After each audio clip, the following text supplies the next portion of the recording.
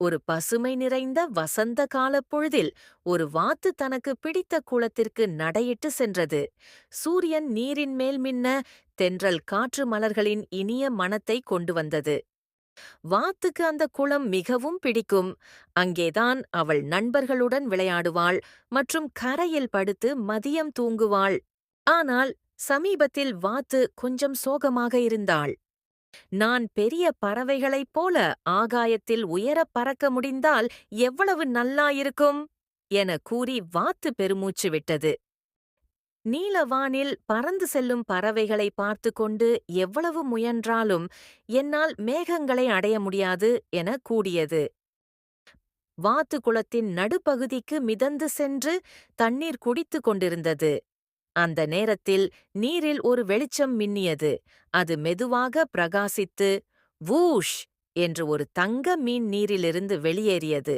அந்த மீன் சூரியன் போல மின்னியது. வணக்கம் வாத்து என்று மீன் கூறியது. நான் ஒரு மாய மீன் என்றது அந்த தங்க மீன். நீ இந்த குளத்துக்கு எப்போதும் நல்லது மட்டுமே செய்தாய். அதனால் இன்று உனக்கு உன் ஆசையை நிறைவேற்றிக் கொடுக்கிறேன். வாத்தின் கண்கள் ஆச்சரியத்தில் விரிவடைந்து உண்மையாகவா எனக் கேட்டது. எனக்கு தங்க இறக்கைகள் வேண்டும். அவற்றால் மேகங்களுக்கு மேல் பறக்க முடியும். மாயமீன் ஒரு வட்டம் சுற்றி உன் விருப்பம் நிறைவேற்றப்படும் என்றாள்.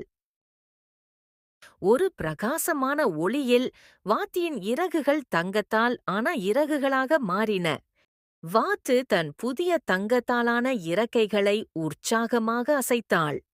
இவை அழகாக இருக்கின்றன என்று வாத்து மாயமீனுக்கு நன்றி கூறியது. எதை விரும்பினாலும் அதில் கவனமாக இரு என்று மாயமீன் எச்சரித்தது. பின்னர் மாயமீன் தனது வாலை அசைத்துக் கொண்டு நீரில் மறைந்தது. வாத்து அவள் புதிய இறக்கைகளை பயன்படுத்த ஆவலாக இருந்தது. அவள் இறக்கைகளை வலுவாக அசைத்தாள். ஆனால் ஏதோ தவறாக இருந்தது. அவளது தங்க இறக்கைகள் மிக கனமாக இருந்தன. எவ்வளவு முயன்றாலும் அவளால் பறக்க முடியவில்லை. அவள் மீண்டும் மீண்டும் முயன்றாள். ஆனால் தங்க இறக்கைகள் அவளை சோர்வடைய செய்தன.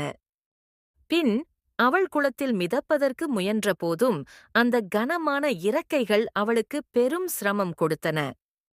அன்று பிற்பகல் வாத்தின் நல்ல நண்பன் தவளை வந்தான். வாவ் வாத்து, உன்னுடைய தங்க இறக்கைகள் பிரமாதமாக இருக்கிறது என்று தவளை கூறினான். ஆனால் நீ ஏன் சோகமாக இருக்கிறாய் என்று தவளை கேட்டது. வாத்து பெருமூச்சு விட்டு, நான் மேகங்களுக்கு மேல் பறக்க விரும்பினேன். ஆனால் இப்போது என்னால் பறக்கவும் முடியவில்லை, நீந்தவும் முடியவில்லை. நான் தனித்துவமாக இருக்க விரும்பினேன். ஆனால் இப்போது சிக்கிவிட்டேன். தவளை சிறிது யோசித்தான். சில நேரங்களில் நீ யார் என்பதை ஏற்றுக்கொள்வதே சிறந்தது என்றான். நீ வேகமாக நீந்துவது மற்றும் அனைவரையும் சிரிக்க வைப்பது எனக்கு எப்போதும் பிடிக்கும். அந்த தங்க இறக்கைகள் அழகாக இருக்கலாம், ஆனால் அவை உன்னை போன்றவை அல்ல.